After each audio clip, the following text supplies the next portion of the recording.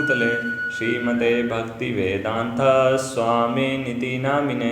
नमस्ते सारस्वते देवे गौरवाणी प्रचारिणे निर्विशेष शून्यवादी पाश्चात्यदेशतारिणे। वाञ्छाकल्पतरुभ्यश्च कृपा सिन्धुभ्येव च पतितानां पावनेभ्यो वैष्णवेभ्यो नमो नमः। जय श्री कृष्ण चैतन्य प्रभु नित्यानंद श्री अद्वैत गदाधर श्रीवासादि गौर भक्त वृंद। हरे कृष्णा कृष्णा कृष्णा हरे हरे, हरे राम राम राम हरे हरे।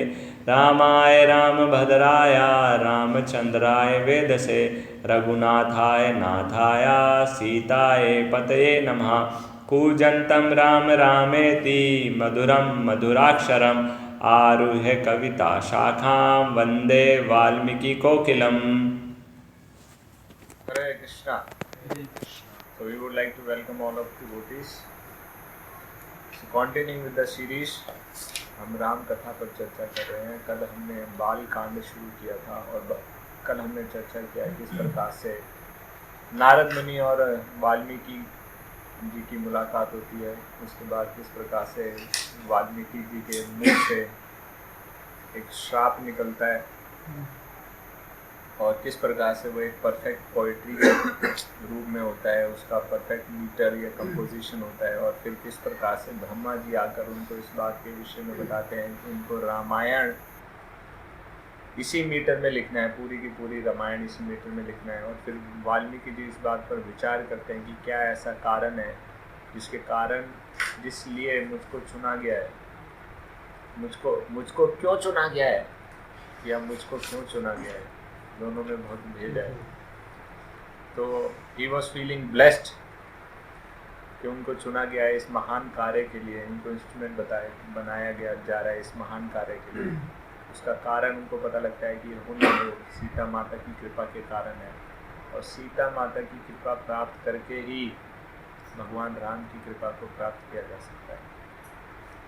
और इस प्रकार से वो विचार करते हैं और रामायण लिखते हैं। जैसे हमने चर्चा किया उससे पहले नारद मुनि उनको पूरी रामायण लगभग 92 श्लोक में बता के जाते हैं। अब उसको एक्सपेंड करेंगे और वाल्मीकि जी रामायण लिखते हैं तो सारा का सारा वाल्मीकि उनको वो विजुलाइज करते हैं।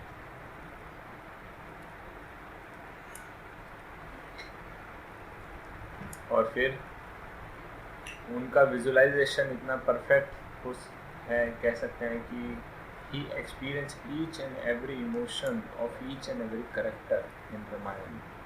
और फिर उनके भावों को प्रकट करते हैं या उनके भावों को ही लिखते हैं। जैसा कि हम जानते हैं कि it's a matter of spiritual knowledge और स्पिरिचुअल नॉलेज को हम ढूंढ कर प्राप्त नहीं कर सकते। It is not a matter of research, it is revealed। जिस प्रकार से भगवद गीता में भी भगवान बताते हैं ना कि ये रिवील किया जाता है और किस प्रकार से क्या प्रोसेस इसका। ददामि बुद्धि योगम तम येन माम उपयान्ति ते,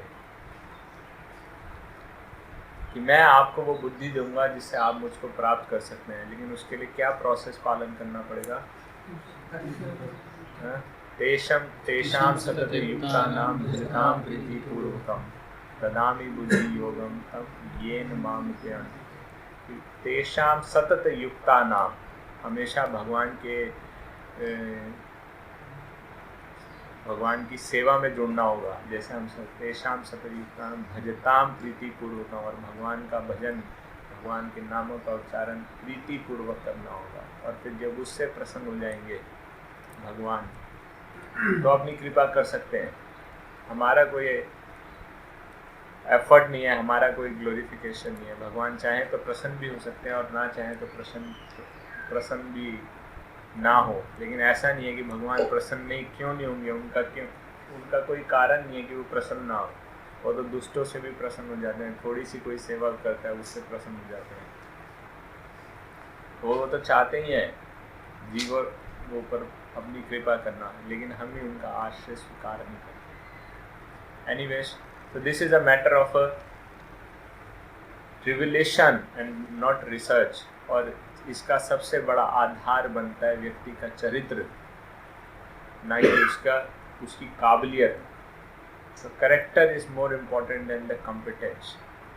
कॉम्पिटेंस नहीं भी होगा, वाल्मीकि जी का क्या कॉम्पिटेंस था देखा जाए तो, रत्नाकर डाकू थे, एक डाकू का क्या कॉम्पिटेंस हो सकता है ना, या है?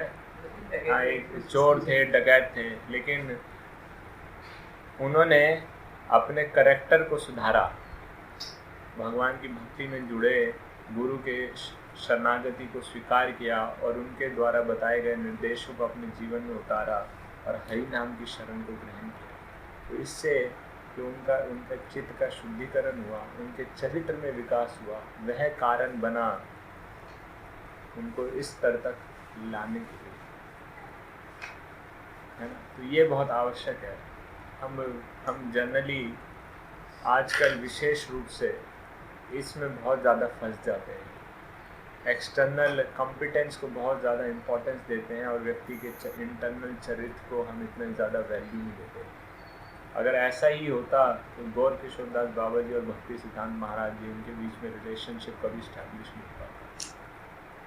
हम इसको बहुत ज़्यादा देखते हैं कि अच्छा बहुत आउटवर्ड, यानी उसकी एक्सटर्नल पर्सनालिटी बहुत अट्रैक्टिव है, करिस्मेटिक है, तो उससे बहुत ज़्यादा आकर्षित हो जाते हैं और उसके पीछे भागने लगते हैं। लेकिन मैं ये नहीं कह रहा कि जिसके अंदर ऐसे कुछ फेमस पर्सनालिटी हैं, विद इन इस्कॉन की अगर हम बात करें तो उनका करेक्टर नहीं है, मैं इस बात को नहीं कहना चाहता हूँ, लेकिन हम इससे बहुत ज़्यादा प्रभावित हो जाते हैं और या तो वैसा बनना चाहते हैं या वैसा करना चाहते हैं या उनके पीछे भागने लगते हैं। जबकि क्या करना चाहिए, चरित्र को देखना चाहिए और चरित्र से प्रेरणा लेकर अपने चरित्र में विकास करने के लिए भगवान की शरण, गुरु की शरण को स्वीकार करना चाहिए। इस प्रकार से भक्ति सिद्धांत सरस्वती महाराज जी बहुत, he was a scholarly personality, but he accepted the shelter of Gaur Kishore Das Babaji Maharaj, who was illiterate in terms of material calculations, बाहरी रूप से। लेकिन भक्ति सिद्धांत सरस्वती महाराज जी खुद बताते हैं, जब मेरे गुरु महाराज, वैसे तो हो सकता है पढ़े लिखे नहीं थे, लेकिन जब वो बोलते थे तो श्लोक उनके मुख से झड़ते थे फूलों की तरह। वो कभी पढ़ा नहीं है, शास्त्र पढ़ा नहीं है, जो है सुना ही होगा, तो वो मेमोरी भी है। तो ये बहुत आवश्यक है। तो चरित्र जो हम चर्चा कर रहे हैं, that is based on spiritual qualities, that means spiritual qualities। तो ये वाल्मीकि जी के अंदर बदलाव आया, इस कारण से उनको भगवान की कथा को प्रकट करने का या लिखित रूप में प्रकट करने का मौका प्राप्त हुआ। और जिस प्रकार से हम बात करते हैं, तो ये ज्ञान कोई भी हो, उसको प्राप्त करने के लिए मेहनत करनी पड़ती है, चाहे वो भौतिक ज्ञान हो चाहे आध्यात्मिक ज्ञान हो। भौतिक ज्ञान के लिए मेहनत करनी पड़ती है। IIT स्टूडेंट्स, PhD करना चाहते हैं जो स्टूडेंट्स, वो मेहनत करनी पड़ती है कि नहीं। IIT को क्रैक करने के लिए हमारे समय में इतना कंपटीशन नहीं था, तो 11th-12th में कोई कोचिंग की तैयारी करता था तो उसका काम चल जाता था, नहीं तो 12th करने के बाद 1 साल का क्रैश कोर्स करते थे, उसका भी काम चल जाता था, है ना। जो IIT के प्रति सीरियस है तो 11th-12th से, लेकिन आजकल तो 9th से, उससे पहले ही 6 से IIT क्रैक करना, ये ऐसा क्या है पता नहीं IIT में। सबसे बड़ी बात है कि ऐसा क्या है, जीवन बर्बाद किया जा रहा है। क्योंकि प्रभुपाद जी क्या कहते हैं, ये मॉडर्न स्लॉटर हाउसेज है ना। ये बहुत बड़ा प्रोपेगेंडा है, बहुत बड़ा प्रोपेगेंडा है। किस प्रकार से व्यक्ति को पूरा जीवन भर के लिए गुलाम बनाया जाए, उसको एक ऐसी चीज सिखाएंगे जिसके अलावा उसको और कुछ नहीं आता होगा। अब वो और कुछ कर ही नहीं सकता जीवन में, वही करना पड़ेगा और फिर गुलामी की तरह तो जिएगा। पहले के गुरुकुल सिस्टम में प्रैक्टिकल बेस्ड नॉलेज होता था, जिसमें व्यक्ति अपनी इंक्लिनेशन के अनुसार कार्य करना सीखता था। अब बड़े बड़े गुजराती बिजनेसमैन देखोगे तो कौन सा इतने हाईली एजुकेटेड IITians और ये सब है नहीं है, लेकिन बहुत बड़े बड़े बिजनेसमैन। एनीवेज मैं उसमें नहीं करना चाहता, लेकिन उसको करने के लिए भी हम जो पॉइंट चर्चा करना चाहते हैं, उसको करने के लिए कुछ ना कुछ त्याग करना पड़ता है। अपनी सोशल लाइफ को कर्व करना पड़ेगा, है ना, कुछ ना कुछ ऑस्टेरिटीज परफॉर्म करनी पड़ेंगी बहुत। अभी जैसे ये बता रहे हैं, मैं तो 9th समझता था, आप लोग 5th 6th बता रहे हैं, तो इतना 8 साल का प्रिपरेशन IIT क्रैक करने के लिए, है ना, या मेडिकल उसको क्रैक करने के लिए इतना मेहनत करना पड़ेगा। उसी प्रकार से, और उसकी वैल्यू, अगर चलो वैल्यू है भी, मान लेते हैं वैल्यू है, मान लेते हैं, सपोज है कितने इसके लिए, इस लाइफ टाइम के लिए, बस तो टेम्परेरी है ना, ये तो हमको समझना चाहिए। जो भक्ति में जुड़ गए उनको ये तो समझना चाहिए।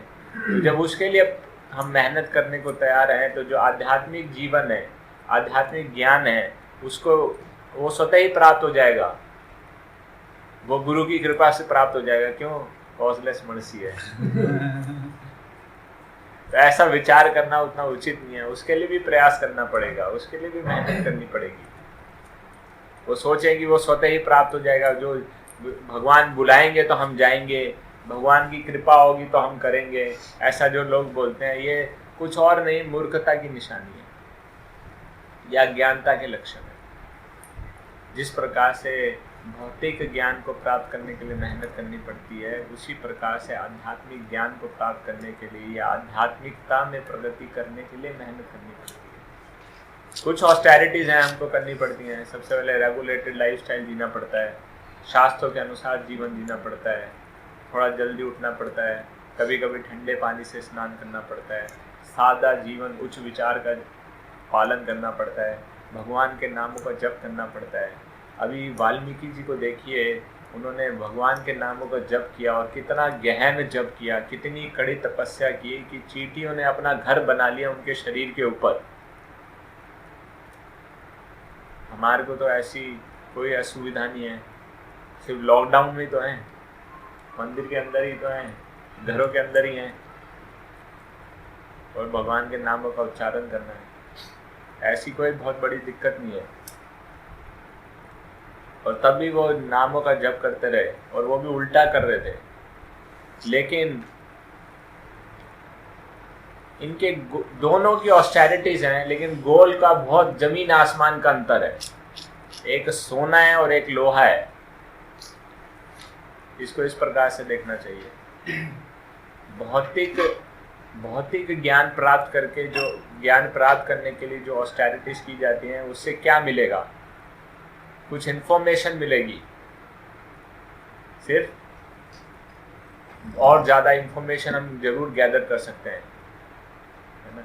Institution of information and technology, तो इंफॉर्मेशन और टेक्नोलॉजी का बहुत ज्ञान प्राप्त कर लेंगे, हो सकता है, लेकिन there would not be any transformation of the heart with material knowledge. अभी तो ऐसा देखा जाता है, जिसको जितना अधिक मटीरियल नॉलेज प्राप्त होता है, उसका कंटेमिनेशन और बढ़ जाता है, अहंकार बहुत बढ़ जाता है, यानी कंटेमिनेशन बढ़ रहा है। जन ऐश्वर्य श्रुता शीघ्र एधा माना मधा कुमान, अभिमान हो जाता है, अपने ज्ञान का अभिमान हो जाता है, इसलिए वो अपने आप को ही समझता है और भगवान की भक्ति में नहीं जुड़ता है। तो आध्यात्मिक ज्ञान से ट्रांसफॉर्मेशन ऑफ हार्ट होता है। That is what we see in Valmiki, that is the important lesson. हमको उस ज्ञान को परस्यू करने के लिए मेहनत करनी चाहिए, और वो ज्ञान को आगे डिस्ट्रीब्यूट करने के लिए मेहनत करनी चाहिए। That is the point. तो इस प्रकार से ब्रह्मा जी का आदेश पाकर, ऐसे विचार करके वाल्मीकि जी रामायण लिखते हैं। रामायण को कंप्लीट करते हैं 24,000 वर्सेस में, जिसमें 640 चैप्टर्स हैं और 6 कैंटो या 6 कांड है ना। बाल कांड, उसके बाद अयोध्या कांड, अरण्य कांड, किष्किंधा कांड, सुंदर कांड और युद्ध कांड। और कुछ है, कुछ हाँ 7 हैं वो कुछ वो वैसे बताते हैं कि उसको बाद में जोड़ा गया है। वाल्मीकि रामायण में भी है कि नहीं है, वो ऐसा एक वो बोल रहे थे, लेकिन वो जनरली उसमें आता है, क्या बोलते हैं, रामचरितमानस में। इसमें वाल्मीकि में तो 6 ही, तो 6 कैंटो है, 640 चैप्टर, 24,000 वर्सेस, 640 चैप्टर्स। तो ये रचना करने के बाद अब वाल्मीकि जी के सामने एक समस्या थी। अब रचना तो कर दिया, इसका प्रचार कैसे किया जाए, लोगों को कैसे इसको एक्सेसिबल बनाया जाए। ये बहुत आवश्यक है इसको एक्सेसिबल बनाना। ज्ञान अगर ये रामायण राम कथा लोगों तक नहीं पहुंचाई जाएगी तो फिर उसका लाभ कैसे प्राप्त होगा।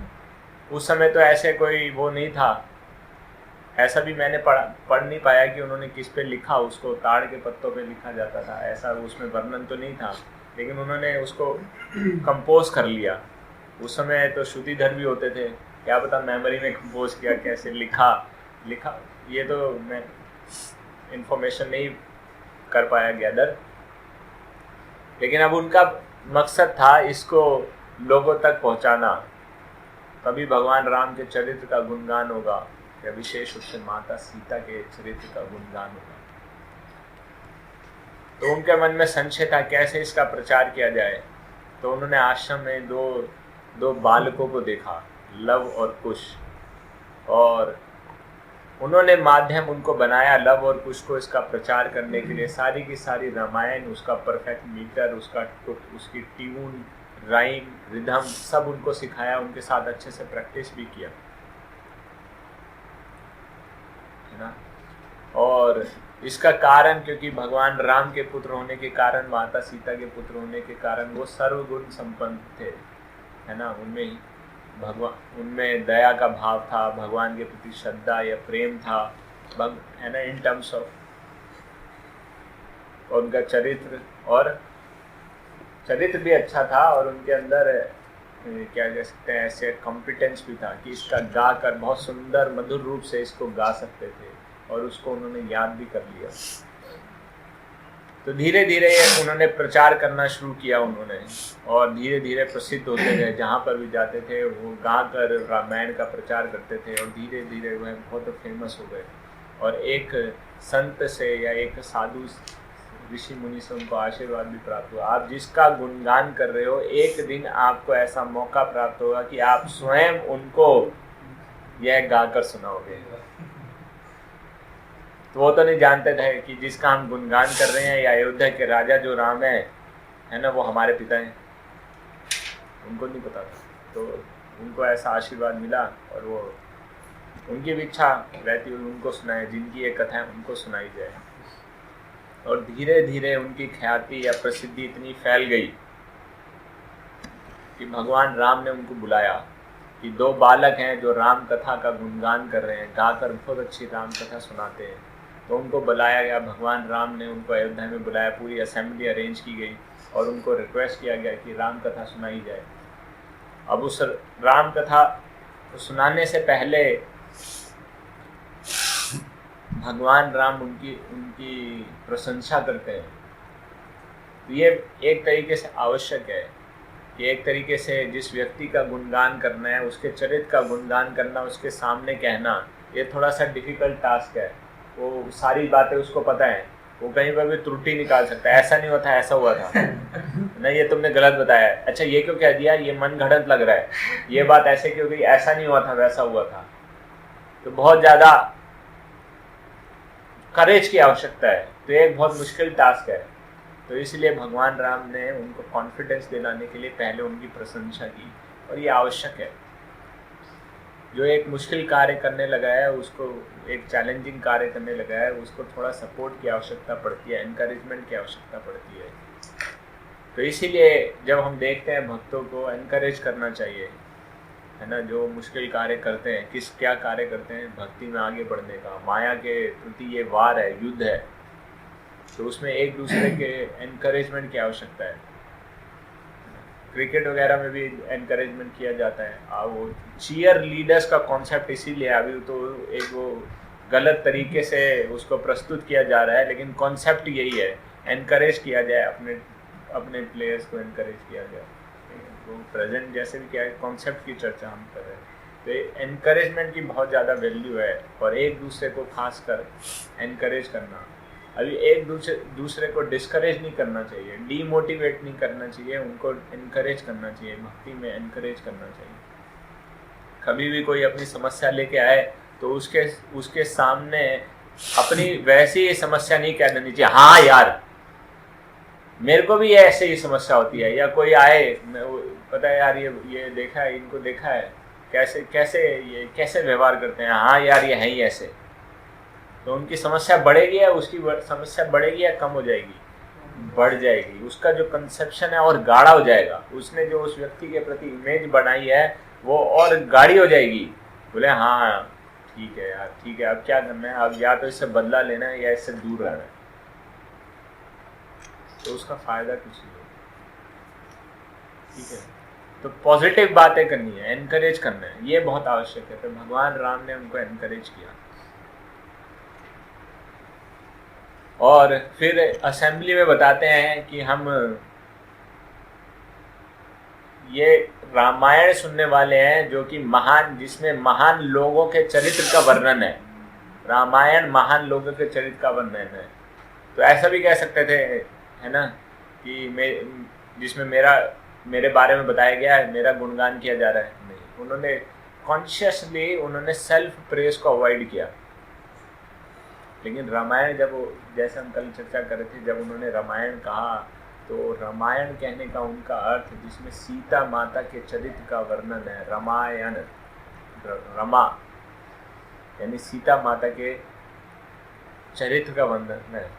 तो जहाँ तक ये सेल्फ प्रेज की बात आती है, सेल्फ ग्लोरिफिकेशन की बात आती है, भक्त समाज में इससे बहुत बचकर रहना चाहिए। That is a sign of false ego और that may lead to destruction. Self praise is a sign of destruction. क्योंकि धीरे धीरे इससे क्या है, व्यक्ति का अहंकार बढ़ता चला जाएगा और अपनी प्रशंसा करेगा तो दूसरे की प्रशंसा नहीं करेगा, उनको प्रशंसा के लायक नहीं समझेगा, यानी उनको तुच्छ समझेगा। उनको तुच्छ समझेगा तो उनका सम्मान नहीं करेगा, आदर नहीं करेगा, उनका सत्कार नहीं करेगा, वैष्णव एटिकेट का पालन नहीं करेगा, तो वैष्णव अपराध बनेंगे। तो अपने आप को महान समझना भी इज अ साइन ऑफ, या अपने आप को कर्ता समझना भी, that is also sign of self praise, कि मैंने किया है। That is also sign of self praise. वो कहते हैं ना, अपने मुंह मियाँ मुट्ठी बुनना, तो अपनी तारीफ पे बुल बांधना, तो that is not very good. जैसे जब लव कुश रामायण सुना रहे थे तो उनको मालूम था कि ये भगवान राम की ही कथा है और उन्हीं को सुना रहे हैं। भगवान राम को ही मालूम था कि मेरे, हाँ ये उनको पता है, ये तो पता है उनको, लेकिन ये नहीं पता कि ये हमारे पिताजी हैं। अच्छा, बस ये चीज़ नहीं पता। और भगवान राम को भी ये नहीं पता कि मेरे ही ये मेरे पुत्र हैं। ये भी नहीं पता सीता माता के पुत्र हैं। ये 2 लड़के हैं, 2 बालक हैं जो राम कथा कर रहे हैं। और लव कुश को ही मालूम था कि ये भगवान राम है, राजा राम है, ये पता है, इनकी कथा सुना रहे हैं। अयोध्या के राजा राम है, ये पता है उनको। असेंबली में बुलाया गया ना, ये पता है उनको। तो जो आशीर्वाद मिला था वो फुलफिल हो गया। ये बालकांड में आता है। ये बालकांड में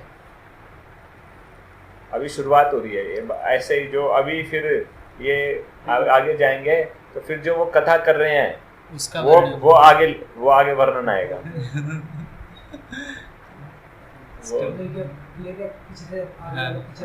हाँ, तो इसमें there were few important lessons to learn. तो इसलिए मैंने सोचा कि इसको हम चर्चा करेंगे, फिर आगे बढ़ेंगे, क्योंकि लेसन्स सीखना ज़्यादा ज़रूरी है। कथा तो हम सब जानते ही होंगे, लेकिन उनके पीछे क्या शिक्षाएं हमको प्राप्त करनी है, ये बहुत ज़्यादा ज़रूरी है। तो हो सकता है कभी थोड़ा स्लो चलें हम, हो सकता है कभी थोड़ा फास्ट चलें, हो सकता है कथा की इतनी डिटेल में ना जा पाए, और हो सकता है किसी में जाएं भी डिटेल में जो हमने पहले इतना नहीं सुनी होगी। तो इट डिपेंड्स, लेकिन उससे क्या लेसन हमको प्राप्त हो रहा है, ये सबसे ज़्यादा महत्वपूर्ण है। तो जिस प्रकार से महाभारत का एक चरित्र था, उसको अपना गुणगान करने की बहुत आदत थी कर्ण। तो कर्ण बार बार अर्जुन से ज्यादा क्वालिफाइड धनुर्धर होने का गुणगान करता रहता था। अपने इस प्रकार से he was into self praise, मैं ऐसे कर दूंगा, वैसे कर दूंगा, मुझे मौका एक बार बस मौका मिल जाए अर्जुन को मैं याद दिला दूंगा कि धनुर्विद्या किसको कहते हैं, उसको हरा दूंगा। तो वो इसके कारण से, इस अभिमान के कारण से वो ना तो द्रोणाचार्य का सम्मान करता था, ना भीष्म पितामह का सम्मान करता था। और यही उसकी एक तरीके से कह सकते हैं सबसे बड़ा अभिमान, गर्व का कारण यह उसके अंदर कमी थी। Self praise, he was always boosting of himself. तो अश्वत्थामा ने एक बार किसी कारण से ये युद्ध के आसपास ही द्रोणाचार्य का कुछ अपमान कर दिया। तो अश्वत्थामा आए और अश्वत्थामा ने उनको कुछ वचन गए कि तुम ये अपनी जो बड़ी शेखी बगार रहे हो ना, बड़ी बड़ी बातें कर रहे हो, ऐसा कौन सा किला फतेह कर लिया है ना, ऐसा कौन सा बड़ा 30 मार खाओ तुम, क्या विजय कर लिया है ना। अभी तक कुछ विजय किया नहीं है। जब मौका आया था अर्जुन के सामने तो सब हार गए, सब योद्धा हार गए थे। जब विराट के साथ युद्ध हुआ था तो अकेले अर्जुन ने हरा दिया था। अभी तुम बातें कर रहे हो कि हम जीत जाएंगे, मुझे मौका मिल जाएगा तो हम सब हरा देंगे उनको।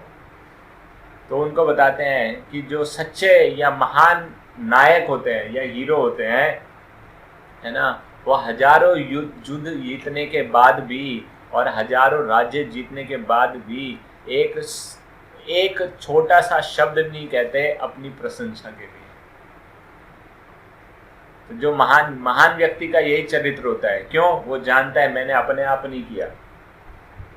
अर्जुन हमेशा जानते थे कि जो भी हमको विजय प्राप्त हो रही है वो भगवान की कृपा के कारण हो रही है, हम तो सिर्फ इंस्ट्रूमेंट है, निमित्त है। तो जो भी सक्सेस प्राप्त होती है उसके पीछे वो हैंड ऑफ गॉड देखता है। प्रभु जी ने पुस्तक भी लिखी है, हैंड्स ऑफ गॉड। नहीं, शुभ विलास प्रभु ने नहीं लिखी, गोविंद प्रभु ने शायद लिखी है, हैंड्स ऑफ गॉड।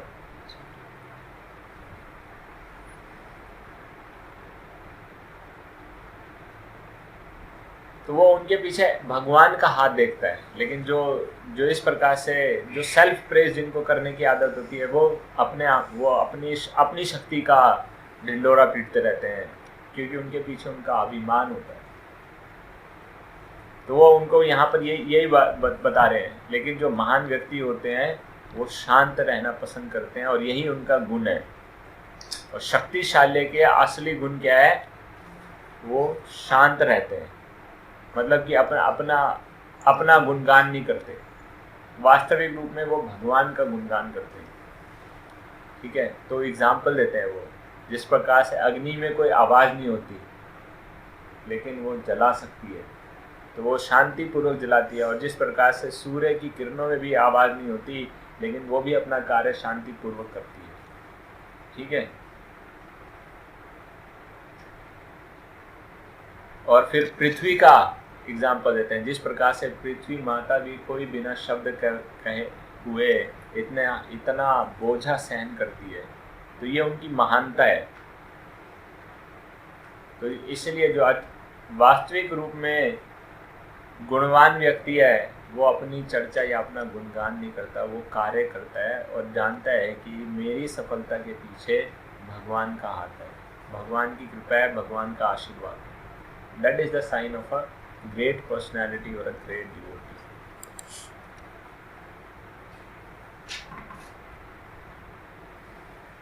तो सेल्फ प्रेज से हमको बचना चाहिए। तो भगवान राम के आदेश पर फिर रामायण शुरू होती है और इतना सुंदर मधुर तरीके से वो राम कथा का प्रदर्शन करते हैं कि सभी लोग, भगवान राम समेत सभी दरबार में बैठा एक एक व्यक्ति मंत्र मुग्ध हो जाता है और अपने आप को भूल जाता है, पूरी तरह से डीप एब्जॉर्ब्ड हो जाता है भगवान भगवान की दिव्य लीलाओं का श्रवण करने। उनको अपनी सुध बुध नहीं रहती, सब भूल जाते हैं और सब लोग अपने और भगवान राम की कथा का आनंद लूट रहे हैं। किसके साथ? उनके साथ बड़ी कंपनीज हैं सबके साथ, लेकिन भगवान राम अपने सिंहासन पर अकेले बैठे हैं, तो उनको थोड़ा अकेलापन महसूस होने लगता है। लेकिन सब लोग इतना एब्जॉर्ब हो चुके हैं कि किसी का ध्यान नहीं है भगवान राम की तरफ।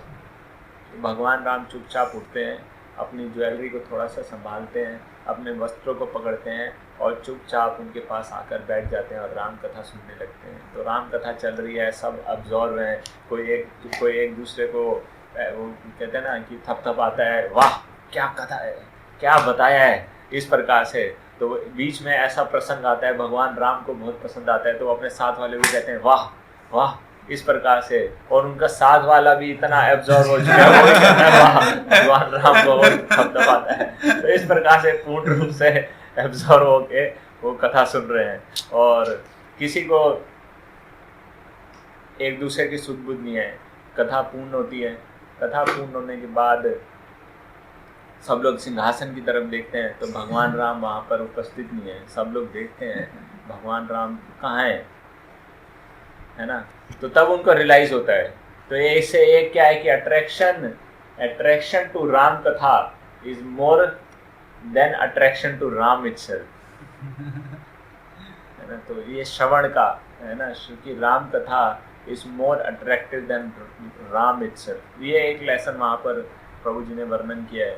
और लोग इतना राम कथा में इतने डूब गए कि वो राम के विषय में भूल गए कुछ समय के लिए, है ना। और ये ऐसा क्यों? क्योंकि राम कथा या रामायण भगवान राम को भी बहुत ज़्यादा आकर्षित लगी और वो भी उसमें पूरी तरह से डूब गए। तो ये कारण है। इस कारण से हम देखते हैं कि रामायण आज भी इतनी लोकप्रिय है, क्योंकि उसका आकर्षण इतना ज़्यादा है अपनी दिव्यता के कारण। अभी हम सुन रहे हैं कि अभी जैसे ये रामायण दोबारा शुरू है, ठीक है, वो उसका नाटकीय प्रदर्शन किया गया है, लेकिन इतना अट्रैक्टिव वो भी लगता है, उसके लीलाएं, तो कुछ ना कुछ तो याद आता ही है। ठीक है, इतना शुद्धिकरण या फ़ायदा नहीं भी होगा, लेकिन अभी भी देखा जा रहा है कि उसी सीरियल की सबसे ज़्यादा TRP है अभी जो ये लॉकडाउन के पीरियड में चल रहा है। एनीवेज, और इसीलिए हम एसोसिएट करने का कोशिश कर रहे हैं भगवान राम की कथा के माध्यम से, है ना। So that is very important कि भगवान राम की कथा, इसलिए हमको भगवान राम की कथा या कृष्ण कथा का श्रवण सुनने में रुचि आसक्ति बढ़ानी चाहिए। अभी नहीं है हमारी, तो उसको बढ़ाने का प्रयास करना चाहिए। तो लव कुश जो डिस्क्रिप्शन शुरू करते हैं रामलीला का, अब वो डिस्क्रिप्शन शुरू हो रहा है, तो उनका डिस्क्रिप्शन अयोध्या से शुरू होता है ना। उससे पहले बताते हैं अयोध्या कौशल राज्य की राजधानी है, उसके राजा दशरथ हैं। और अयोध्या नाम किस लिए पड़ा?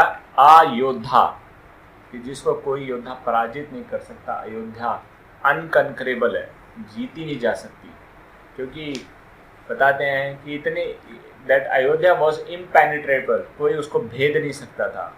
उसमें बाहरी रूप से भी कोई आक्रमण नहीं कर सकता था, और इंटरनल भी कोई इंटरनल शत्रु, हाँ, काम क्रोध लोभ मोह मद मत्सर्य, इस प्रकार से लालच भ्रम ईर्ष्या द्वेष, ये कोई भी उसके अंदर प्रवेश नहीं कर सकता था। और जो वहाँ के वासी थे अयोध्या वासी, उनका चरित्र बिल्कुल साफ था, स्वच्छ चरित्र, यानी कि उसमें किसी प्रकार की कोई त्रुटि नहीं थी, फ्लॉलेस कैरेक्टर, क्योंकि वो आधारित था उनके स्ट्रॉन्ग वैल्यूज के ऊपर। और इसके साथ साथ अयोध्या का बहुत उन्होंने डिटेल डिस्क्रिप्शन दिया, लेकिन बताते हैं जस्ट कि अयोध्या की समृद्धि बहुत ज़्यादा थी और उसका प्रोटेक्शन बहुत ज़्यादा था, कि उसके चारों तरफ एक डिच खाई बनी हुई थी, खाई जिसमें पानी भरा हुआ था, और वो इतनी बड़ी खाई थी उसको प्रोटेक्ट करने के लिए कि है बाहर से कोई आ नहीं सकता था। वो उसका पर्पस यही था, लेकिन वो दूर से देखने में समुद्र प्रतीत होती थी, है ना। तो समुद्र प्रतीत होती थी, तो इसीलिए क्योंकि समुद्र लग रहा है, समुद्र से क्या प्रोसेस होता है, समुद्र से पानी को एब्जॉर्ब किया जाता है, तो वहीं से पानी एब्जॉर्ब कर लिया जाता था, बादल बन जाते थे और बादल अब वहाँ से जाने लगते थे, तो जा नहीं पाते थे क्योंकि वहाँ की दीवारें बहुत ऊंची ऊंची थी। तो अब बड़ी बड़ी ऊंची दीवारें होने के कारण बादल निकल नहीं पाते थे, तो वहीं आकर वो खाई में ही वर्षा कर देते थे।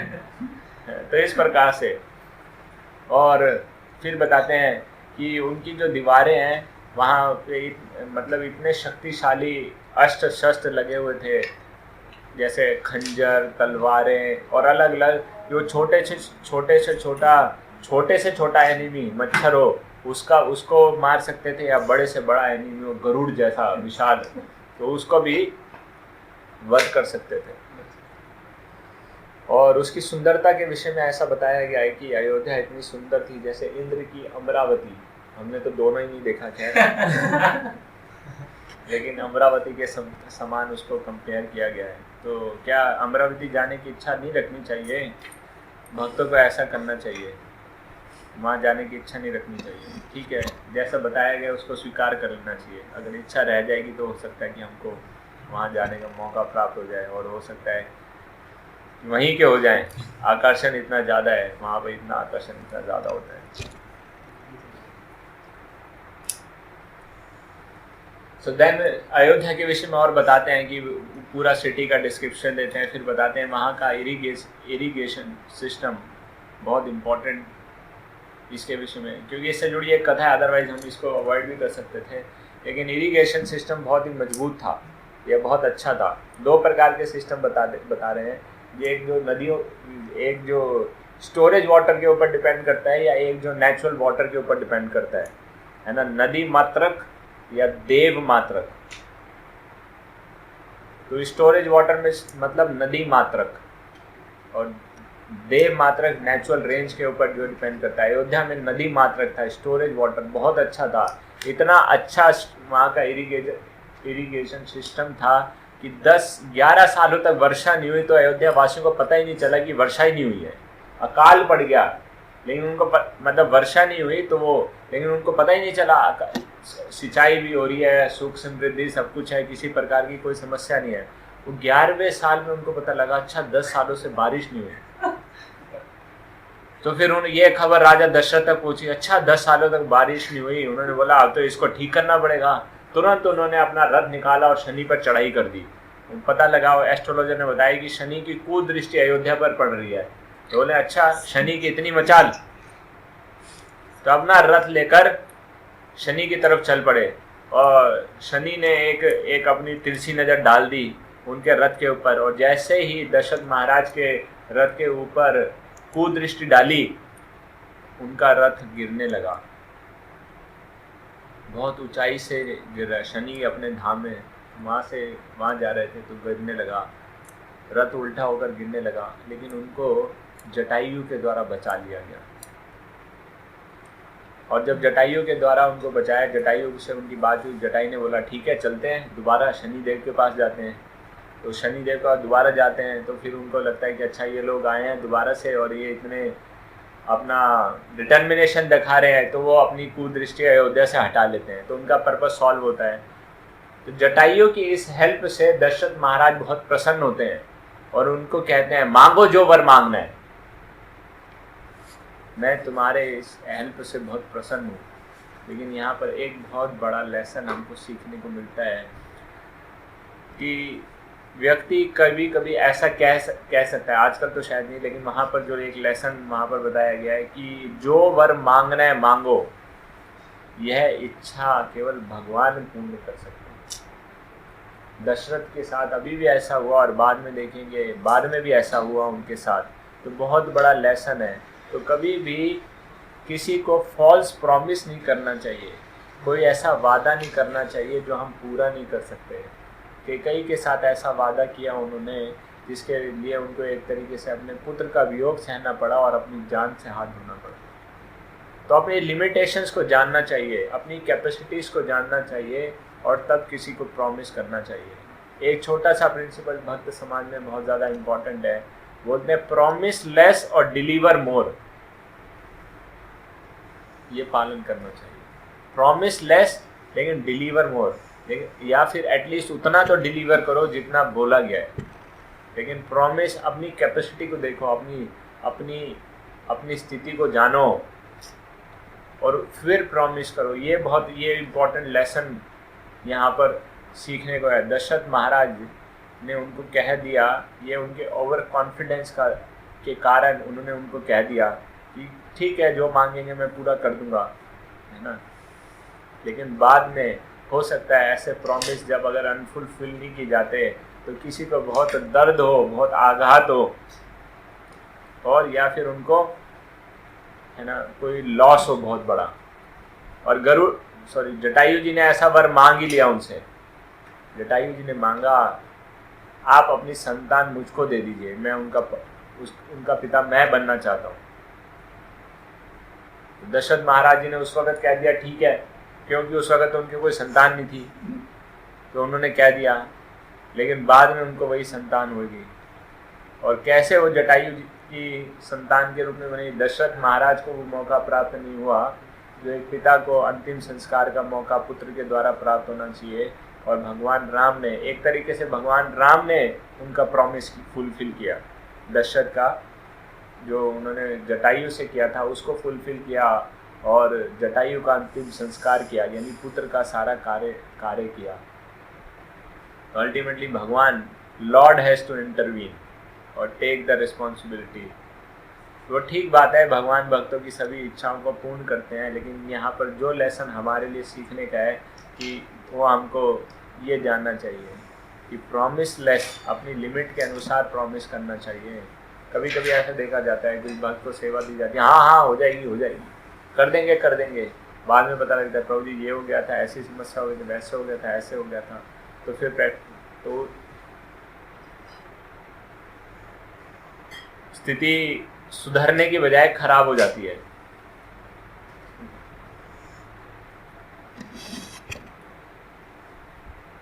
तो आगे दशरथ महाराज के थोड़ा चरित्र के विषय में बताते हैं। दशरथ महाराज के चरित्र का गुणगान करते हुए बताते हैं, अयोध्या ऐसी नगरी थी जहाँ पर कोई ताला नहीं लगाया जाता था, या जहाँ पर कोई दान करता नहीं था। ये तो दिखने में वैसा प्रतीत होता है। बोलते ताला किसने लगाते थे? बोले ताला इसने लगाते थे, कोई चोर था ही नहीं, किसी को आवश्यकता ही नहीं थी गलत काम करके पैसा कमाने की, सब समृद्ध थे, किसी को किसी प्रकार का कोई कमी नहीं थी। और कोई दान करता नहीं था। बोले क्योंकि कोई मांगने वाला ही नहीं था, कोई भिखारी नहीं था, तो दान किसको देंगे, तो उसकी भी आवश्यकता नहीं थी। इतनी समृद्ध थी अयोध्या। और भगवान राजा दशरथ का गुणगान करते हुए बताते हैं कि उनके अंदर गुण थे कुछ, उनके थोड़े गुण। कि क्या गुण थे उनके अंदर? उनके अंदर ज्ञान का भंडार था जिसका आधार शास्त्र थे, ठीक है। और उन्होंने अपने शत्रुओं को पराजित कर रखा था, क्योंकि उनके अंदर युद्ध कला में बहुत निपुण थे, तलवारबाजी युद्ध कला में। और उनके अच्छे गुणों की खान थे जिसका आधार उनके आध्यात्मिक लाइफस्टाइल था या जीवन था, आध्यात्मिक कार्य जीवन शैली थी। तो इस कारण से तो बताते हैं कि एक लीडर के अंदर 4 गुण होना बहुत आवश्यक है। एक लीडर के अंदर 4 गुण होने चाहिए। उसके अंदर फिजिकल स्ट्रेंथ होनी चाहिए, उसके अंदर इंटेलेक्चुअल स्ट्रेंथ होनी चाहिए, उसके अंदर इमोशनल स्ट्रेंथ भी होनी चाहिए, और उसके अंदर स्पिरिचुअल स्ट्रेंथ भी होनी चाहिए। आजकल देखा जाता है कि ये चारों स्ट्रेंथ किसी के अंदर होती नहीं है। मतलब जो आजकल लोग लीडर बनने का प्रयास कर रहे हैं, सबसे पहले अगर देखा जाए जो बड़े बड़े लीडर बनते हैं, फिजिकल स्ट्रेंथ नहीं होती, लड़ाइयाँ दूर से लड़ी जाती हैं। पहले जो राजा होते थे वो लीड किया करते थे, फ्रंट से लीड किया करते थे, तो तो फ्रंट से एग्जाम्पल बना करते थे। ऐसी फिजिकल स्ट्रेंथ, तो फिजिकल स्ट्रेंथ या सिक्योरिटी, आर्मी अच्छा वो सब होना चाहिए। इंटेलेक्चुअल स्ट्रेंथ जिसका आधार शास्त्र होने चाहिए, है ना। और शास्त्र होने के साथ साथ इंटेलेक्चुअल स्ट्रेंथ, उसके पास मंत्री गण होना चाहिए मंत्रा करने के लिए, मंत्रणा मंत्रना, क्या मंत्रना, मंत्रणा। मंत्रणा करने के लिए मंत्रीगण, मंत्री ये वो इंग्लिश में उसको मिनिस्टर्स कह देते हैं, लेकिन उतना उचित शब्द नहीं है। मंत्री एक तरीके से सलाहकार है, जिनके साथ सलाह मशवरा किया जाता है, डिस्कशन किया जाता है, उनका एडवाइस लिया जाता है, गुड काउंसिल किया उससे उनकी सही एडवाइस लिया जाता है। तो उसमें ब्राह्मण गण भी होते हैं और अलग अलग डिपार्टमेंट के स्पेशलिस्ट भी होते हैं। तो ये बहुत बहुत इम्पोर्टेंट है कि ऐसे लोगों की टीम होनी चाहिए जो डिस्कशन, जिनके साथ डिस्कशन चर्चा किया जाए, जो अपने अपने फील्ड के एक्सपर्टीज है। दशरथ महाराज के पास भी ऐसी टीम थी, उसकी चर्चा हम कुछ कल करेंगे कि वो क्या थी। आज तो चर्चा नहीं हो पाएगा उसके विषय में। और फिर उनकी इमोशनल स्ट्रेंथ होने की क्या आवश्यकता है एक राजा या लीडर के पास, है ना। तो लीडर का मतलब ये नहीं है कि राजा होना चाहिए, लीडर किसी भी क्षेत्र में हो सकता है, और वो सर्वेंट लीडर भी हो सकता है, भक्ति विशाल लीडर भी हो सकता है, कॉलेज टीचर भी हो सकता है। तो ये सारे गुण होने आवश्यक हैं, इसलिए I thought of discussing that. Emotional strength, क्योंकि जो उसके ऊपर डिपेंडेंट लोग हैं, है ना, उनकी नीड्स को समझना, उनके प्रति दयालु होना और दयावान होना, उनकी नीड्स को समझना और सेंसिटिव होना,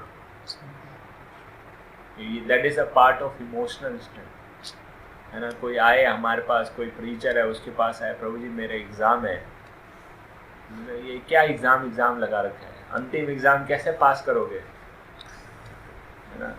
तो उसको वही सेवा में लगा दिया 4 घंटे के लिए, बाकी 5 घंटे के लिए बर्तन धोने में लगा दिया, वो बेचारे की पढ़ाई नहीं हो पाई। अरे जड़ विद्या माया वैभव तुम्हारे भजन बाधा, क्या जीवन नष्ट हो जाएगा तुम्हारा। और ये माता पिता थोड़ा गुस्सा कर रहे हैं, ये माया का रूप है। उसको भक्ति सिद्धांत महाराज की तुरंत कथा सुनाई, है ना। वो कौन सी कथा? जब एक ब्रह्मचारी के माता पिता उसको लेने आए थे, तो भक्ति सिद्धांत महाराज ने व्यासासन के नीचे उसको छुपा लिया था, है ना, और उसको मिलने नहीं दिया था। तो ये सब माया है, इनके चक्कर में नहीं पड़ना, है ना। और बेचारे कि जो, और प्रभु जी मेरा हेल्थ खराब है, तो शरीर तो एक नष्ट होगा ही, है ना। ये तो शरीरम व्याधि लक्षणम, क्या मंदिरम, तो शरीर तो व्याधि का मंदिर है, है ना, मतलब बीमार तो रहेगा ही, है ना। ऐसा क्या है, ऐसा क्या नया हो गया तुम्हें जो किसी और को नहीं होता? तो क्या है इसमें, क्या है?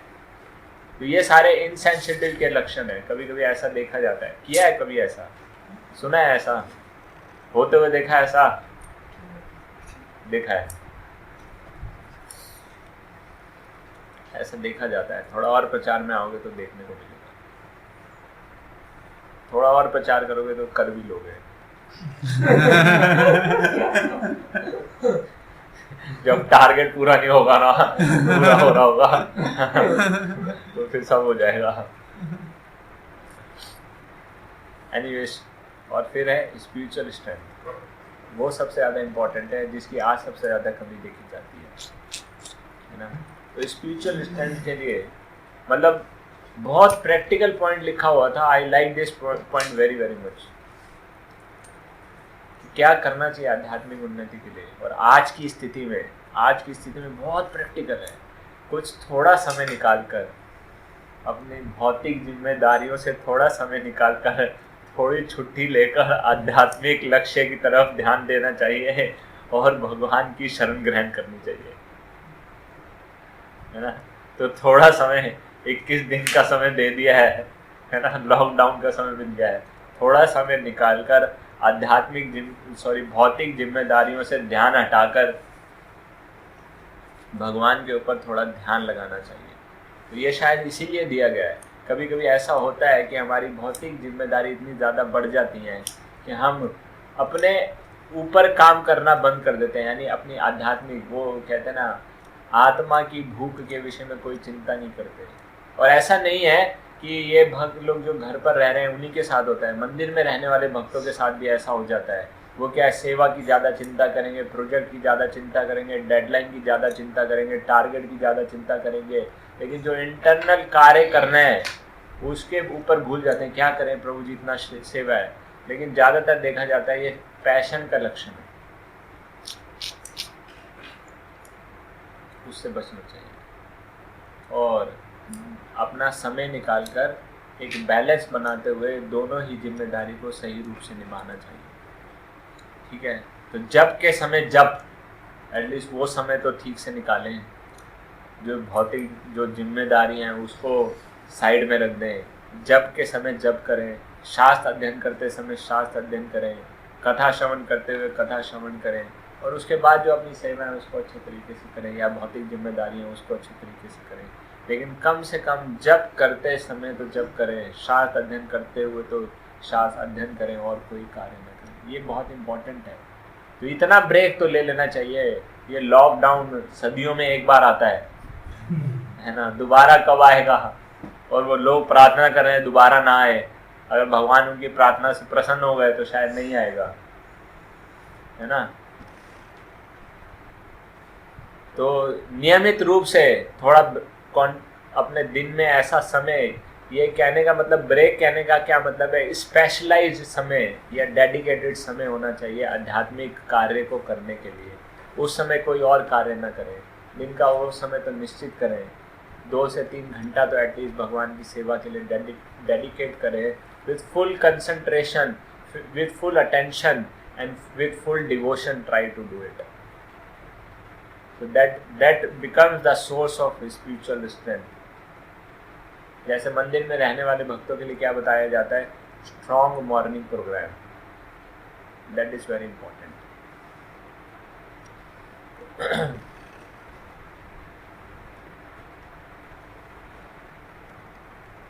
इसके बाद आगे चर्चा करते हुए बताते हैं, अयोध्या की और चर्चा कर रहे हैं, उसका आर्मी का डिस्क्रिप्शन देते हैं। आर्मी का डिस्क्रिप्शन देते देते बताते हैं कि वो सभी रूप से पावरफुल थी, सशक्त थी, उसको सभी प्रकार के हथियार इस्तेमाल करना आता था, लेकिन सोनिक आर्चरी, शब्द भेदी बाण, उसका वो इस्तेमाल नहीं करते थे, लेकिन आता सबको था। तो उसका क्या कारण है, फिर उसकी कथा बताते हैं कि क्या ऐसा कारण हुआ कि वो सबको आने के बावजूद भी उसको यूज नहीं करते थे। तो एक बार राजा दशरथ, जो कि बहुत एक्सपर्ट थे शब्द भेदी बाण का इस्तेमाल करने में, और एक बार वो शिकार पर निकले और शब्द भेदी बाण को इस्तेमाल करना चाहते थे, अपनी इस क्या कह सकते हैं, कला का इस्तेमाल करना चाहते थे। तो उन्होंने देखा कि दूर नदी से आवाज़ आ रही है, ऐसा लगा कि कोई या तो हाथी पानी पी रहा है या कोई बाघ पानी पी रहा है, और उन्होंने तुरंत शब्द भेदी बाण उस दिशा में चलाया, और जो उनका टारगेट था वो बिल्कुल सटीक टारगेट, तीर निशाने पे लगा। लेकिन जैसे ही तीर निशाने पे लगा, एक युवा व्यक्ति के चिल्लाने की आवाज़ आई, that was Shravan Kumar. Yes, you are very right, thank you. और जब यह चिल्लाने की आवाज़ सुनी, राजा दशरथ ने भागे भागे वहाँ पर गए और उन्होंने देखा कि मैंने क्या किया है। लेकिन अब क्या बोल सकते हैं, बोले हुए शब्द और छोड़ा हुआ तीर कभी वापस नहीं आता।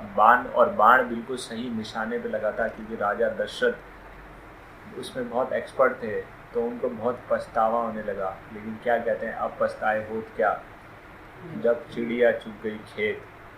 लेकिन यहाँ पर तो बाण चल चुका था, और श्रवण कुमार अपनी, राजा दशरथ को भी बहुत दर्द हो रहा था, और कहते हैं कि पछतावे का दर्द बहुत ज़्यादा दर्द होता है, जो एक्चुअल दर्द होने से भी। लेकिन अब स्थिति तो यही थी कि श्रवण कुमार को अपना शरीर त्याग करना पड़ा, क्योंकि वो बिल्कुल सही निशाने पे तीर लगा था। तो that was sign of his over confidence, कि उन्होंने, और ओवर कॉन्फिडेंस कभी कभी बताते हैं कि उसकी वजह पैशन होती है, कि पैशन के कारण व्यक्ति ओवर कॉन्फिडेंस हो जाता है।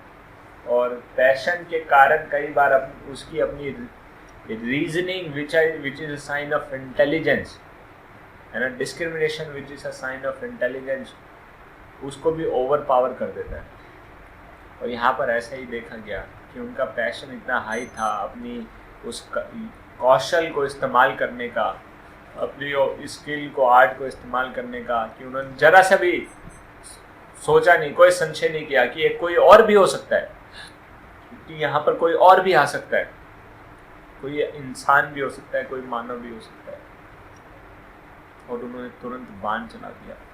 तो अब क्या हो सकता था, श्रवण कुमार ने अपना प्राण त्याग दिए और जाते जाते अपना दुख प्रकट किया मरने से पहले कि मेरे अंधे माता पिता हैं, उनको तीर्थ यात्रा पर ले जा रहा था और वो बहुत प्यासे हैं, मेरी आखिरी इच्छा यही है किसी तरह उनको पानी पिला दूँ। कैसे उनको पानी पिलाऊंगा, कौन उनको पानी पिलाएगा, उनके मेरा बाद उनका कौन सहारा बनेगा। तो ऐसे शब्द कह के वो अपना शरीर त्याग देते हैं। राजा दशरथ पानी लेकर श्रवण कुमार के माता पिता के पास जाते हैं और जब माता पिता एक अनजान पद चिन्हों की आवाज़ सुनते हैं तो पूछते हैं कौन है कौन है। राजा दशरथ उनसे क्षमा मांगते हैं और उनकी स्थिति अपनी सारी उनकी कथा बताते हैं। तो ये that was his sign of non duplicitous nature. उन्होंने क्षमा मांगी और तुरंत सारी स्थिति का उन्होंने पूरी की पूरी स्थिति उनको बता दी। उससे वो घबराए नहीं, है ना, तो उससे वो घबराए नहीं। So that shows his non duplicitous nature. और उन्होंने उनसे माफ़ी मांगी, लेकिन जो माफ़ी मांगी उन्होंने वो एक प्रकार से गलती होने के बाद माफ़ी मांगी, है ना। तो यहाँ पर विशेष रूप से यहाँ पर जो डैमेज हुआ था that can not be repaid. गलती मांगना तो ठीक है, व्यक्ति को अपनी गलती माननी चाहिए, और लेकिन यहाँ पर जो डैमेज हुआ था उसको that can not be repaid और उसको वापस नहीं किया जा सकता था। तो ये बहुत बड़ा डैमेज था। इसीलिए व्यक्ति को कहते हैं कार्य करने से पहले 100 बार सोचना चाहिए और अपनी बुद्धिमानी का इस्तेमाल करना चाहिए कि इसका क्या रिजल्ट हो सकता है, इसके क्या कॉन्सिक्वेंसेस हो सकते हैं। बोलने के लिए भी कहा जाता है तोल मोल के बोल, ये हर शब्द का इस्तेमाल करना चाहिए। इसलिए बाण छोड़ने से पहले भी सोच विचार करना चाहिए, ठीक है। तो यहाँ पर क्या कारण बन गया उनकी गलती होने का, हिज पैशन फॉर हंटिंग। तो उनका जो हंटिंग के लिए पैशन था that over powered his reasoning power and made him over confident. और इसकी वजह से ये गलती उनसे हो गई। और ये लेकिन गलती बहुत बड़ी गलती थी जिसका उनको एक तरह से बहुत बड़ा फल प्राप्त हुआ, है ना। तो जब कभी कभी ऐसा देखा जाता है कि जब व्यक्ति अपने पैशन को रीजनिंग से ज़्यादा छूट दे देता है या पैशन को ज़्यादा कार्य करता है, तो तब व्यक्ति को जैसा बिल्कुल यहाँ पर हुआ, हो सकता है आशीर्वाद की बजाय उसको कर्ष या अभिशाप प्राप्त हो जाए। और जैसे यहाँ पर बिल्कुल राजा दशरथ के साथ हुआ और उनके माता पिता ने दशरथ को श्राप दिया। तो जिस प्रकार से हम पुत्र वियोग में तड़प तड़प के मर रहे हैं, एक दिन ऐसा समय भी आएगा जब तुम पुत्र वियोग सहोगे और उसके कारण अपने शरीर का त्याग करोगे। तो जैसा हम उस दिन चर्चा कर रहे थे, कर्स ऑल्सो हैज़ पावर। तो इसलिए बचना चाहिए कर्स से, किसी के दिल को नहीं दुखाना चाहिए, किसी के मन को उद्विग्न नहीं करना चाहिए, किसी की भावनाओं को ठेस नहीं पहुंचानी चाहिए। अगर उसके मन से कोई अभिशाप निकल गया तो हो सकता है वो सत्य हो जाए, बद्दुआ निकल गई तो वो सत्य हो जाए। तो कार्य करना चाहिए लोगों की प्रार्थनाओं को, लोगों के आशीर्वाद को अट्रैक्ट करने के लिए, ना कि उनकी बद्दुआ का कारण बनने के लिए। लेकिन एनीवेज जो भी था, उनके माता पिता ने उनको दशरथ महाराज को शाप दे दिया। और एक और चीज़ जो इस पूरे एपिसोड से हमको सीखने को मिलती है, हालांकि राजा दशरथ उनसे क्षमा तो मांग रहे थे, है ना। तो कभी कभी क्षमा मांगते हुए व्यक्ति क्या करता है, क्षमा मांगता तो है लेकिन साथ साथ अपनी गलती को जस्टिफाई करता है। Yes, rightly pointed out, justify करता है। तो ये बहुत आसान है उसके लिए एक्सक्यूज देना, है ना, कोई सॉलिड ठोस कारण प्रस्तुत करना, प्रभु जी ऐसा हो गया था, प्रभु जी वैसा हो गया था, मैं और क्या कर सकता था, इसके अलावा और कोई चारा नहीं था, उसने भी ऐसे ही किया था, मैंने तो उसके देखा देखी कर लिया। लेकिन किंतु परंतु सुनो तो, इस प्रकार से कोई ना कोई कारण देकर व्यक्ति बचने का प्रयास करता है। यानी बचने का प्रयास कर रहा है तो क्या कर रहा है, उसकी रिस्पॉन्सिबिलिटी स्वीकार नहीं करना चाहता है ना। तो ये उतना उचित नहीं है। तो हो सकता है कभी कभी बहुत हो सकता है वैलिड एक्सक्यूज भी हो, उसका कोई एक्सप्लेनेशन भी हो, तो वो रखा जा सकता है। लेकिन वो जस्टिफिकेशन के साथ होना और अपना पल्ला पूरी तरह से झाड़ना कि मेरी तो कोई गलती ही नहीं थी, ये उतना उचित नहीं है ना। तो जब गलती कोई हो जाती है, ठीक है, तो गलती हो जाती है तो उसके लिए रिपेंट करना चाहिए, उसके लिए क्षमा प्रार्थना करनी चाहिए। इसके साथ साथ बहुत ज़्यादा इम्पोर्टेंट है कि एक रिजॉल्व लेना चाहिए कि कम से कम ये गलती दोबारा नहीं करूँगा। Do not repeat the same mistake again. His holiness Gopal Krishna Goswami Maharaj भी यही बताते हैं, कहते हैं आप रोज नई गलती करो, लेकिन है ना, एक ही गलती बार बार मत करो। तो ये इंसान गलतियों का पुतला है, गलतियां हो जाती हैं। To err is human. Device में भी चर्चा करते हैं ना, है ना, गलतियां हो जाती हैं। कमिटिंग मिस्टेक्स, इम्परफेक्ट सेंसेस और कमिटिंग मिस्टेक्स, गलती हो जाती है, कोई बात नहीं। यहाँ पर उन्होंने अपनी सेंसेस पे पूर्ण रूप से विश्वास कर लिया और इस कारण उनसे बहुत बड़ी गलती हो गई और जिसके कारण उनको बहुत बड़ा भुगतान करना पड़ा, बहुत बड़ा अभिशाप प्राप्त हुआ। लेकिन he made a resolve also. What was that resolve? No more sonic archery in Ayodhya from now onwards. अब से कोई भी शब्द वेदी बाण का इस्तेमाल नहीं करेगा।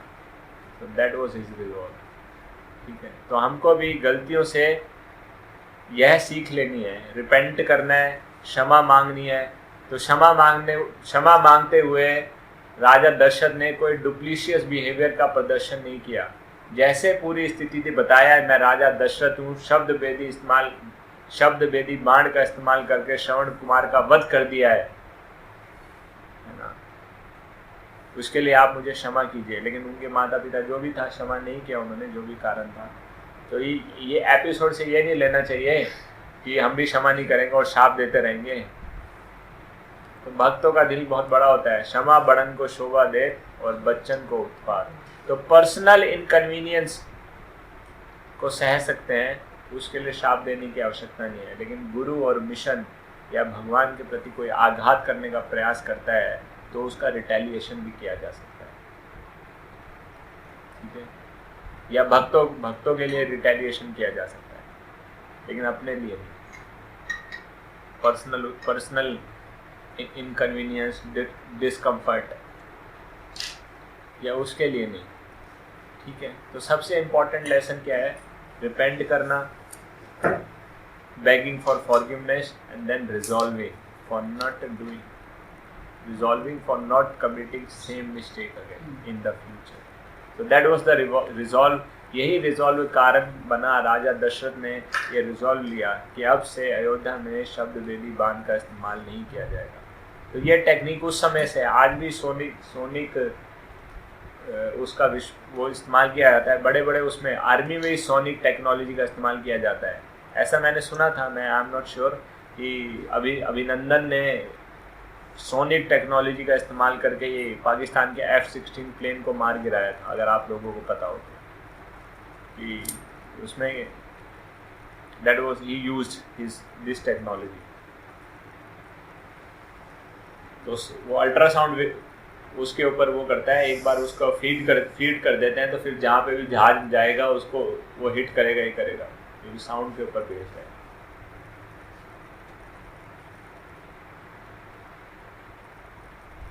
So this is for now. We'll discuss आगे की चर्चा हम कल करेंगे. So I thought we have few important lessons to learn, and that is why we discuss. So we'll try to maintain. Let's see how it goes. How Krishna or Ram inspires जब तक समय रहेगा तब तक चर्चा करेंगे। Hare Krishna. Any question, doubt, clarification? जैसे बोला जाता है कि मोड ऑफ पैशन और प्राइड, ये दोनों आपस में, हमें pride comes because of mode of passion. तो जैसे कभी कभार ना ये क्वेश्चन प्रैक्टिकली हमारे सामने आता है, when we do marketing of our own product, whether we are working for a company or we have our own product, and when we do marketing, so somehow we have to project that how we are better than others. Now in projecting that is all then your USPs, वो somehow that thing comes, वो आपकी character में कई बार आ जाती है, it happens. How do we overcome that? Yes yes. तो इनका प्रश्न है अपनी जॉब करते हुए, सुना सबको, इनका जॉब करते हुए कई बार मार्केटिंग करते हुए हमें पैशन का इस्तेमाल करना पड़ता है, तो अपने आप को अच्छा दिखाना पड़ता है, और यही भक्त समाज में भी आ जाता है। सही है ना? यही प्रश्न है ना? तो उससे कैसे बचा जाए? सबसे देखो, दोनों चीज़ों को अलग लेना चाहिए। सबसे पहले तो पहले प्रश्न का उत्तर यह है कि घोड़ा घास से दोस्ती करेगा तो खाएगा क्या? तो अपना प्रोडक्ट बेचने के लिए पैशन में आकर थोड़ा उसकी प्रशंसा, थोड़ा उसका गुणगान करना पड़ेगा, अपने प्रोडक्ट को बेटर दिखाना पड़ेगा, तभी वो बिकेगा। तो ये लेकिन जानना चाहिए ये हमारा सिर्फ प्रोफेशनल फ्रंट के लिए है। तो जब भक्त समाज में आएंगे, भक्तों के बीच में रहेंगे, तो हमको भक्तों के बीच में रहकर भक्तों के गुणों को विकसित करना है और उन गुणों को अपने जीवन में उतारना है और उन गुणों को अपने जीवन में प्रकट करना है या डिस्प्ले करना है। तो शुरुआत के समय में हो सकता है थोड़ी सी मुश्किल हो हमें, ठीक है, तो लेकिन धीरे धीरे जब हम श्रवण करेंगे, प्रयास करने, उसको अपनाने का प्रयास करेंगे, प्रैक्टिस करेंगे, तो ये सरल हो जाएगा, ठीक है। तो कभी, लेकिन जो हमारी कभी बिजनेस के लिए आवश्यकता है, थोड़ा अपने बिजनेस का प्रचार करना इत्यादि, ये तो करना पड़ेगा। नहीं तो अगर हम हमारे प्रोडक्ट की क्या इम्पोर्टेंस है किसी को बताएंगे नहीं, तो हमारा प्रोडक्ट बिकेगा नहीं, है ना। अगर हम उसके पास जाएं, देख लीजिए जैसे सारे मोबाइल है वैसे ही है, इसमें क्या नया है, बात तो इससे भी कर सकते हैं, उससे भी कर सकते हैं, है ना। हम्बल होकर अगर उससे बात करेंगे या उससे बोलेंगे है तो सबसे तुच्छ वो है मोबाइल, लेकिन ले लो प्लीज मेरे पास तो यही है, तो कौन लेगा, है ना। तो अपना प्रोडक्ट बेचने के लिए करना पड़ेगा, लेकिन भक्त समाज में आएंगे तो रोल रिवर्सल करना पड़ेगा, उसकी प्रैक्टिस करनी पड़ेगी, जानना पड़ेगा हम कहाँ पर हैं, ठीक है। जैसे होते हैं ना, यूनिफॉर्म होती है, यूनिफॉर्म स्कूल जाते हैं, यूनिफॉर्म पहनते हैं, तो घर आते ही वो यूनिफॉर्म उतार देनी चाहिए, उतार ही देते हैं, ठीक है ना। और भक्त की यूनिफॉर्म में आ जाना चाहिए, तिलक लगा लेना चाहिए, माला हाथ में लेनी चाहिए, तो याद आएगा हम भक्त हैं। और श्रवण, ज़्यादा से ज़्यादा श्रवण करना चाहिए इन गुणों को विकसित करने के लिए, ठीक है। I hope it helps. There is another question that arises, that उससे फिर the character में ना एक वो duplicity आ जाएगी, that when we are at work, तो फिर हम we are not depicting or demonstrating those qualities, नहीं, we are demonstrating those qualities when we duplicity तब आएगी जब हम उनको धोखा देने का प्रयास कर रहे हैं। धोखा, आपके मोबाइल में वो गुण है नहीं, लेकिन आप उसकी शेख ही भगा रहे हैं कि ऐसा है, इतना बड़ा है, इतने सस्ते में इतने सारे फीचर्स हैं, कभी खराब नहीं होगा, पानी में भी फेंक दोगे, इसको आग जला नहीं सकती, इसको जल गीला नहीं कर सकता, बाहर हवा सुखा नहीं सकती, है ना। और इसकी लाइफ टाइम वारंटी है, 3 दिन में खराब हो जाए और कहे हमने तो ऐसा बोला नहीं था, तो वो धोखा है। आपके प्रोडक्ट का जो गुण है वो बताना और वो बेचना, उतना तो आवश्यकता है, उतना करना ही पड़ेगा, है ना। और वो प्रोडक्ट से संबंधित है, लेकिन जब हम भक्त समाज में आते हैं तब किसी प्रोडक्ट का नहीं, आपके एक जीव के गुणों को प्रदर्शित करना है। जीव का सबसे बड़ा गुण उसकी क्या है? दैन्यता या विनीतता है, ह्यूमिलिटी।